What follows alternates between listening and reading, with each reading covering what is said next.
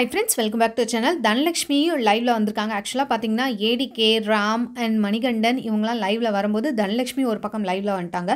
So நம்ம Dhanalakshmi ஒரு 45 minutes கிட்டத்தட்ட live la இருந்தாங்க. அது அப்படியே சுருக்கமா ஒரு 5 minutes குள்ள நம்ம பார்த்தலாம். முக்கியமான சில விஷயங்கள் சொல்லியிருந்தாங்க. அத பத்தி நம்ம பார்த்தலாம். Dhanalakshmi என்ன சொல்றாங்கன்னா இன்டர்வியூ ஏன் கொடுக்கல அப்படினா பிக் பாஸ் முடிஞ்சிருச்சு. அத பத்தி அவங்க நிறைய பர்சனலா क्वेश्चंस கேட்பாங்க. அது தேவையில்லாத ஒரு விஷயம். அப்புறம் கேம் பத்தி கேட்டா பரவாயில்ல. பட் அது பர்சனலா ஒருத்தவங்கள பத்தி கேட்பாங்க. அது தேவையில்லாம நான் போய் அதில் ஆஜராக விரும்பல அப்படின்ற மாதிரி சொல்கிறாங்க. ஸோ நான் நிறைய இன்டர்வியூஸை வந்து தவிர்த்துட்டேன் அப்படின்ற மாதிரி சொல்கிறாங்க. அசீம் அண்ணா டைட்டில் வின்னர் ஆனதுக்கு எனக்கு ஒரு படி மேலேயே சந்தோஷம் தான். மற்றவங்க யாராவது ஆயிருந்தா கூட எனக்கு சந்தோஷம். அதை விட ஒரு படி வந்து அசீம் அண்ணா ஆனது எனக்கு ரொம்ப ஹாப்பி அப்படின்றாங்க. ஏன் அப்படின்னா அசீம் அண்ணாவும் நானும் தான் வாரம் அசீம் தானான்னு வந்துகிட்டே இருந்தோம். எனக்கு ஈக்குவல் காம்படிட்டராக அவர் இருந்தார். ஸோ அவர் வின் பண்ணது எனக்கு ரொம்ப ஹாப்பி அப்படின்ற மாதிரி சொல்கிறாங்க. அண்ட் தென் இப்போ ட்வீட் போயிட்டுருக்குல்ல, விக்ரமன் சொல்லிட்டு இருக்காரு, உங்களை வச்சு உங்களை அப்யூஸ் பண்ணியிருந்தாரு அந்த பொம்மை டாஸ்கில் அப்படின்னு சொல்லிட்டு. அதனால் அப்படி ஒரு அப்யூஸருக்கு எப்படி டைட்டில் கொடுத்தாங்க அப்படின்ற மாதிரி பேசிட்டு வராங்களே, இதை பற்றி என்ன நினைக்கிறீங்க அப்படின்னு கேட்டால், முடிஞ்சிச்சு கேம் வந்து உள்ளேயே முடிஞ்சிச்சு. நான் அந்த இடத்துல பேசி முடிச்சிட்டேன். கமல் சார் பேசி முடிச்சிட்டாரு. ஸோ எல்லாமே அங்கேயே முடிக்கப்பட்டது. அதுக்கப்புறம் நம்ம வெளியில் வந்து இது மாதிரிலாம் பிரச்சனையை சொல்லிக்கிட்டே இருந்தால் என்ன மாறப்போகுது? டைட்டில் கொடுத்தாச்சு, ஒருத்தவங்க வின் பண்ணிட்டாங்க, எல்லாமே முடிஞ்சிச்சு. இதுக்கப்புறம் எதுவுமே மாறப்போகிறது இல்லை அப்படின்ற மாதிரி சொல்கிறாங்க. ஸோ நான் அதை இழுக்கவும் விரும்பலை அப்படின்ற மாதிரி சொல்கிறாங்க. அண்ட் விக்ரமன் தானே உங்களுக்கு பொம்மை டாஸ்க் அப்போ சப்போர்ட் பண்ணார், ஏன் வந்து அசீம் அப்படி பண்ணாருன்னு சொல்லிட்டு விக்ரமன் உங்களுக்காக சப்போர்ட் பண்ணார். ஆனால் நீங்கள் வந்து விக்ரமுக்கு ஆப்போசிட்டாக பேசுகிற மாதிரி இருக்கே அப்படின்ற மாதிரி கேட்குறாங்க. ஆமாம், அவர் தான் சப்போர்ட் பண்ணார், இல்லைன்னு நான் சொல்லவே இல்லை. அதே கோபம் வந்து நான் அவர்கிட்ட காட்டும்போது அவருக்கு அப்போ தான் புரிய வருது, அப்போ அவர் எனக்கு ஆப்போசிட்டாக திரும்பினார் அப்படின்ற மாதிரி சொல்கிறாங்க. ஸோ எல்லாமே கேம் தான். கேம் முடிஞ்சு போச்சு, வீட்டுக்குள்ளேயே முடிஞ்சிருச்சு.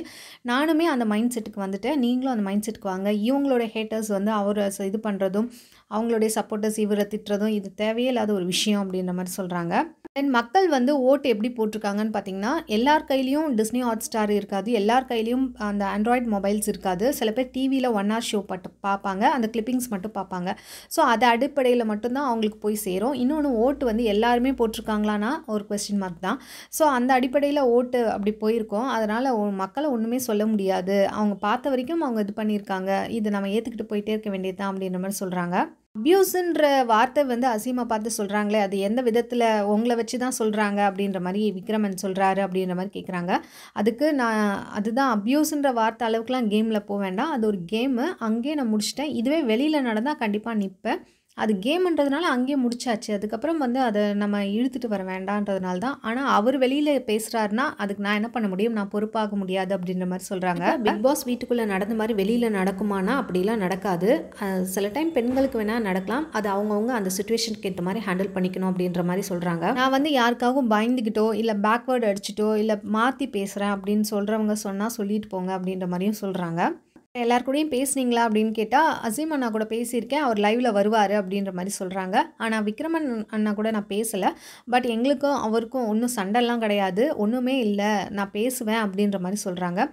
ஆனால் இவங்க வந்து என்ன சொல்லியிருந்தாங்கன்னா, பிக் பாஸ் செகண்ட் தடவை நான் எலிமினேட் ஆகி போயிட்டு வந்த பிறகு அவங்க உள்ளே போகும்போது என்ன சொன்னாங்கன்னா, என்னை வந்து பிக் பாஸ் டீம் வந்து சொல்லி அனுப்புனாங்க, எல்லாருக்கூடையும் சகஜமாக பேசுங்க, உங்களுடைய கோபத்தை காட்டக்கூடாது அப்படின்னு சொல்லியிருக்காங்க. ஸோ நான் எதுனாலும் வெளியில் போய் பேசுவேன் அப்படின்னு சொல்லிட்டு ஷிவின் கிட்ட சொல்லியிருப்பாங்க. பட் இவங்க இந்த அளவுக்கு தெளிவாக மெச்சூரிட்டியாக பேசுகிற மாதிரி இருக்குது. இதெல்லாம் ஏதாவது ஒரு சண்டையா? நான் முன்னாடி போய் நிற்பேன், ஆனால் இப்போல்லாம் சண்டையா? அப்பா சாமி என்னை விட்டுருங்க அப்படின்ற மாதிரி இருக்குது. அதாவது 3 மாதம் தெளி வச்சு அடித்ததில் அது ஒரு மாதிரி ஆயிருக்கும் போல் அப்படின்ற மாதிரி சொல்கிறாங்க.